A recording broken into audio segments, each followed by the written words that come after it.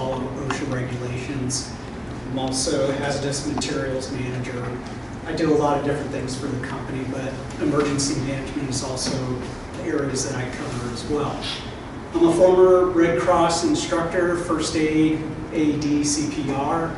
I've done it, taught probably a couple hundred people over my time. In the past, I've actually used CPR 6 times in the military, successful twice, which isn't bad. Okay, I know it sounds horrible, but it's not bad. The first thing that you have to know when you're dealing with a situation that you don't know what's going on, all of a sudden somebody falls to the ground. You got a bunch of people around them. You know, what happened? What's going on? You have to be able to decide very quickly to jump in, take action. But if you're by yourself, we're going to go through the steps of how to handle that situation. If you have other people around you, which is very helpful, we'll talk about that situation in a moment. But for the moment that person drops down, it's all about time management. The quicker you can get emergency services to come in, the better chances, the better outcomes that you're going to get. Okay? One of the key things, inventions that have come across that is extremely helpful in success rates in cardiac events is the AED. And basically, your heart is just a big muscle, and it works on the electricity going around it, and it works just fine when it's in rhythm. That's the key. Pushing blood in, pushing blood out. That's what it does. When you have a cardiac event, the heart could be just going all different ways. Blood's not going anywhere. It's fighting itself. It's just out of sorts. Essentially what an AED does, you put one pad here, one here for an adult, and essentially what you're doing, you're just pushing a current across. Believe it or not, you're actually stopping the heart. Some people find that very odd. But here's the key thing. Your heart has worked automatically all this time without problem, without issue. There is a little control center in the heart. When it detects that shut off, it's like a reboot on your computer, but just for your heart. Sometimes it's instantaneous and it can pick up that rhythm. Sometimes it can take up to 2 minutes. So, you know, if you can start CPR in between, it will let you know. The AED was invented to give you step-by-step instructions to walk you through this process because it is stressful. There's a lot of things going on. And again, if you're by yourself, you're going to have people all around you. Things are going to be chaotic. You're going to have adrenaline going through you. The hardest thing to do is to slow down, focus. I have one question. Yes, ma'am. Why don't they just drop over in the pew? They're not down on the ground. Okay. The things you want to do is get them down to a lower level, and you may want to get assistance. And the quickest way, you make sure you secure the head. We don't know what's going on. But again, if you don't have CPR training, first aid training, you want to do the best you can and get them down on the ground, out into an open area. Okay.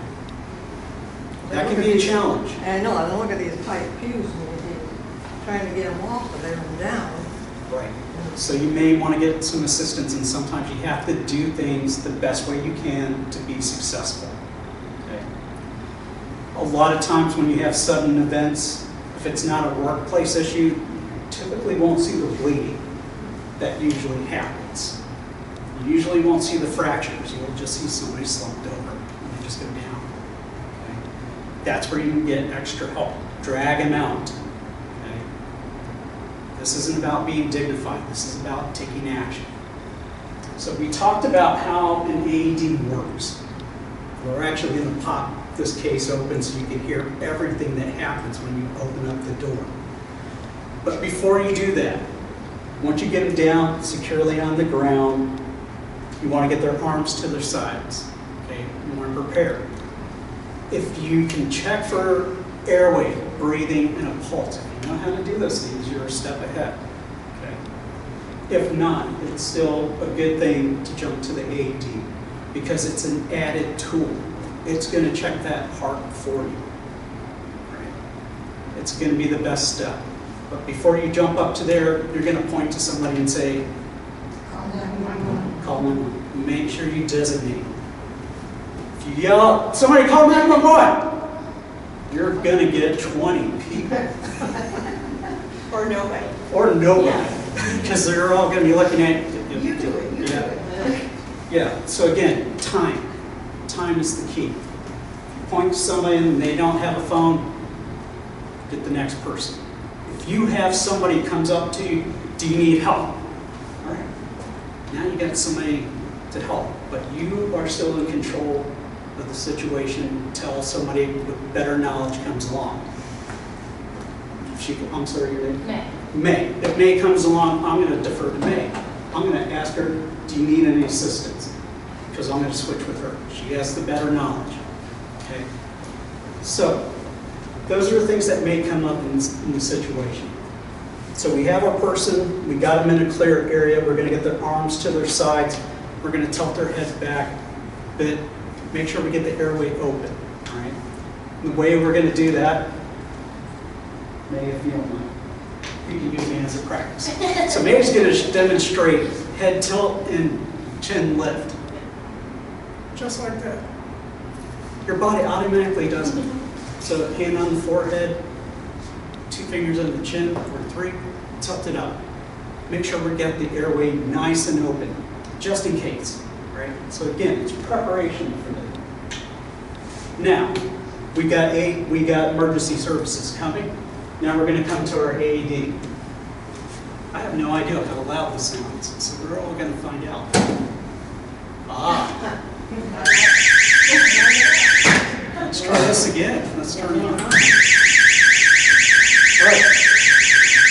So that's what it sounds like. You got a noise level. And that one shuts off. I did take a look at some of the items that were here. This is a blood pressure monitor. We also have CPR mask in here. But this is the AED. This is what we're going to grab. This is what we're going to get. Okay. The AED in itself, that's going to happen. Real simple. Rip it open. That's what it looks like.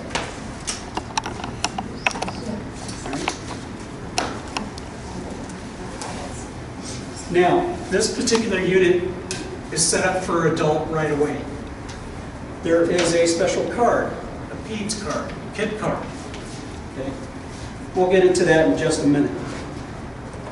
But it's going to tell you 1, 2, 3. Here's your instructions. Number 1, turn it on. And then the unit's going to go through a quick self-check, and it's going to talk about placing the pads. I'm not going to take these off because these are, we'll have to replace them completely. But here's your pads. You're going to peel them off one at a time. It's going to tell you exactly where to place them. Take the pad, put it in the upper right-hand side. Diagram here for you. The other one goes on the lower left. Here's the thing that most people don't realize. You got to have bare skin to touch to it. Rip the shirt, whatever you got to do. Take clothes off. The important thing is, I always stress this point, if you can get the bare skin, it doesn't matter who it is, male or female. If they have an underwire, the only thing that really does, it just creates burn marks, okay? But you want to get to bare skin contact as much as possible. This is how it works. So again, you want the charge is going to go from one pad to the other. Yes, ma'am. What if you say, because I know this can happen, if you have a pacemaker, and you can see the pacemakers, so they're usually right here. Okay, so use those? You're going to ask me on that one. Yeah, so if you see anything like pacemaker or port, like people have Yeah, ports, sometimes ports, you yeah. want to avoid those Yeah. areas. Yes, so you wouldn't place over those areas if you see Yeah, anything. still Usually you use can it. see them Yeah, you would popping still out. use it. But yeah, stay away from placing it over that. You would just shift it over Yeah. for a bit because now there's the sleep apnea that's up over Yeah, here. it's all sorts of ports Yeah, now. there's all sorts of things going on. But this is essentially the two placements, and it's going to check real quick for a heart signal. Okay. It's going to tell you if it's needed one or it doesn't. So if it does need one, it's going to say, stay back, shock being emitted. So you want to keep your hands off the person and get back. If you're in contact with them, you're going to get shocked too. All right. So that's why in CPR we sometimes say if it's a larger person, you want to put their arm between your legs to get over to them. In this particular case, since you don't know CPR, just put the arm to the side. Okay. Again, for you, this is going to be a big tool to rule out heart issues. That's how you need to see it. It's a tool to measure heart issues. If it's fine, it's going to tell you normal rhythm. Okay. Where will it say that? It will tell you. It's got a speaker in the box. Yeah. So when you turn it on, it will. I'm not sure how far I can turn this on. Talks to you. It does talk to you. It will definitely tell you step by step on how to do it. Okay. Anything else to know about? And I thought you should be able to turn them on, and it might just continue to say no shock advised, no shock advised. Okay. Remove clothes from patient's chest. Okay. Peel white pads from gray plastic case. All right. Attach pads to bare skin exactly as shown. Okay. Down here. That's showing me. Remove clothes from patient's chest. So it won't go any further until you do the step. Which Peel is white pads from gray plastic case. So Attach pads to bare skin exactly as shown. there we go. We can actually hand the unit around, if you don't mind, so you can take a look. It takes the guesswork out of it, and it will only shock if it's a shockable, really. So it won't, you don't have to think about it, you won't administer something you're not supposed to. It will talk you through it. So again, this is a great tool. It'll help rule out some of the issues and it'll help correct it if it needs to administer a shock. Again, sometimes for the heart to reset itself, it can take up to 2 minutes. What this unit does, if it says shock administered, start CPR, it's going to do this. You're going to hear that, and the machine's not broken.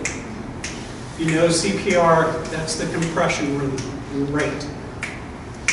It's going to do about 30. Administer 2 breaths. Monitoring heart, it's going to do the same evaluation. You're going to continue the cycle over and over again. And hopefully by then the paramedics will be here. Yes. Again, that's first thing you want to do is call 911. At least we're close. Yeah. It's always a surprise that, they may be somewhere else. You may Yeah, get that's right. somebody It could be here, another call, huh? and it's going to seem like forever that time. Longest I've done compressions was about 30 minutes. I was exhausted, absolutely exhausted. I couldn't go anymore. If there's more than one person, though, you can switch out here. Yes, absolutely. So, See the picture. in the event of a kid, It will always see the picture. this is where we have the key. This was, yeah.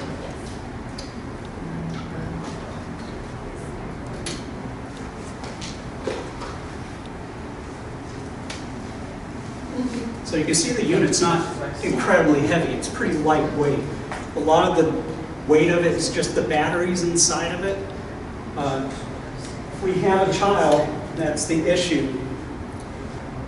What we do is you can still turn on the machine. This is a key. And I'll show you where to put it in at the top. Child meaning under 12 or? Under 55 pounds. Oh, 55 pounds. Yeah, on this particular one, it's about the weight size.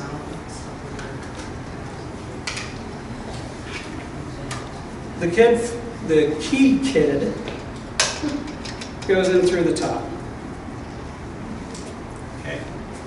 The placement of the pads for a child is a little bit different, and you'll actually show it.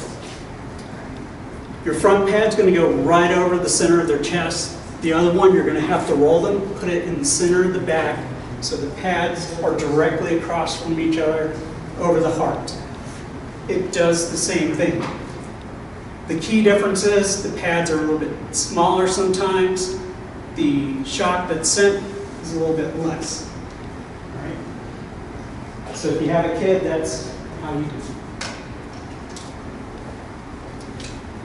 Now, if you're by yourself in a situation, somebody goes down, you're going to have to do your best to get them out into the open area. That can sometimes be a serious challenge.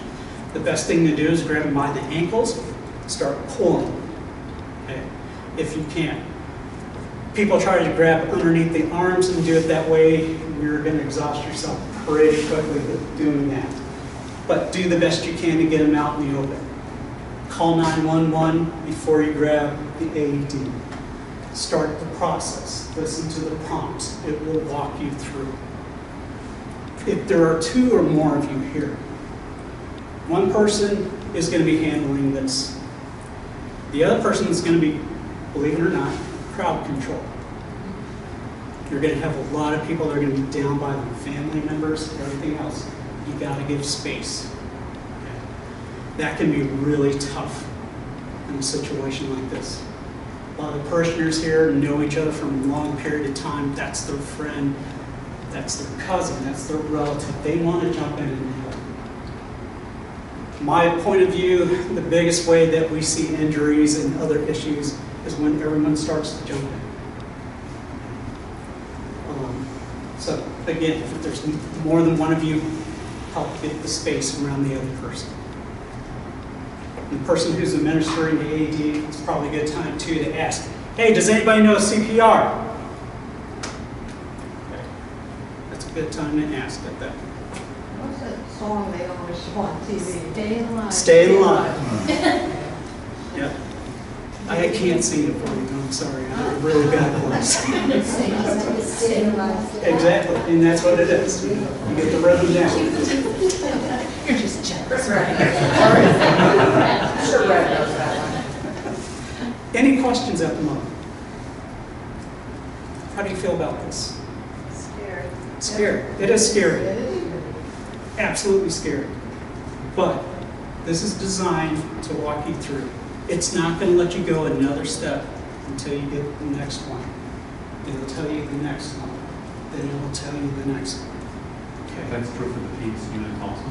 Yes. Is the pads for that child in there? I believe they are as well. But I meant right behind you, they're in the, somewhere labeled?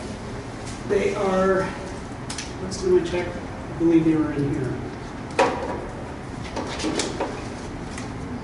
I looked at a couple of these, so they are available. Any questions? Does that always have to be on, so we open the door? No, there's a switch you can turn it on and off, so I'll leave that up to the business managers and everyone else to do that. But just to let you know, some of them are armed. That's just the way they are, just to get additional attention in directing the appropriate emergency professionals over to you as quickly as possible. How often do you check the battery? They will send out, usually the moment you buy one of these, they will help track it. And they usually know when the pads expire, when the batteries expire, so they will tell you. So that brings up a good point. After you use it, put this AED aside, because you're going to have to replace the pads, and you're going to replace the batteries. Okay? We don't want to take the chance of trying to reuse the batteries again. All right? So you always want to have fully charged batteries. And this unit will check itself. That's one of the great things about AEDs. It will check itself all the time. Okay. When we use it, how soon can we get another one? Takes a while. Takes a while. Pads are easy to replace, batteries are easy to replace. It's the unit that takes a while. But these are good units. Again, I have one in the trunk of my car. I drive around with it all the time, just in case. That's a Phillips, right? This one's a Phillips. The one I use is a Zoll. They all work the same way. And my brother, he was a spokesman for Phillips. All right, any other questions? What do you think? And again, that's the end of this. So just to review real quick, succinctly, somebody goes down, you get them down all the way, try to pull them out, come over here, if you can check pulse or breathing, great, put their head back, you come and get this AED and you bring it to them, Yep, we've got one step. okay? Call 911. Good, get ready. And then you press that green button, Yes. that's how you start everything. Is it, you have Okay. to press it or you have to hold it? Just press. Press it. Quick press. Remove clothes from patient's chest. So again, When modesty is patient out the chest window. bare, Like I said, you got to save a life, and that's the bottom line. So don't worry about the situation. But if they're breathing, you don't need to do that, or you do? It never hurts to put it on them because you can still have breathing and have a cardiac issue at the same time. So if they go down, You also have health situations in which the heart and the breathing don't match up on certain people. Like, yeah, so if my pulse will be very low, my breathing will be extremely high. They don't match up at all. So you have the weird situations. It's just easier to replace pads. It costs nothing. All right. Again, thank you, everyone. Appreciate it. Thank you very much. They got one sweatshirt on, and it'd be easier just to try to get it over their head. Yeah, Yeah. you gotta get to skin. You That's, gotta get it. yeah. However you do it. Take it on help, so take it their clothes off. Go in the door. Pair of scissors would really be nice. So, that was a great point. If you have more than one person around there, you can always have somebody waiting for the emergency folks to come in, give them clear directions on where you're at. Okay. Because sometimes they will call it to the building and it may be over somewhere They else. might be at the gym. Yeah. They're not coming in here. Usually your 911 dispatchers will get very specific on where you are. Because a lot of them know the I area. did have one lady one time, she had one of those things on, it went off by mistake, so I couldn't figure out how to get it off. So we put her out there, of course, it went to the police, fire department to come, but they went to the house across the street. Something about the GPS or whatever. It's good within a certain distance, and that's better than what it was before. So, all right, I think that's it. Some units, you can get the scissors real quick, cut things open, you get there quick. Keep a pair of scissors.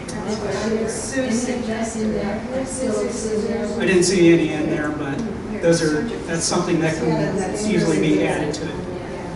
And you can get the dull ones, bandage ones. They also have one in the parish hall for people that don't know that.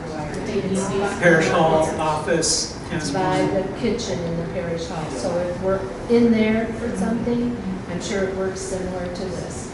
Good to know, I did not know. Yeah, it's over there. Well, we gotta be, let's say we had a meeting over there and somebody went down.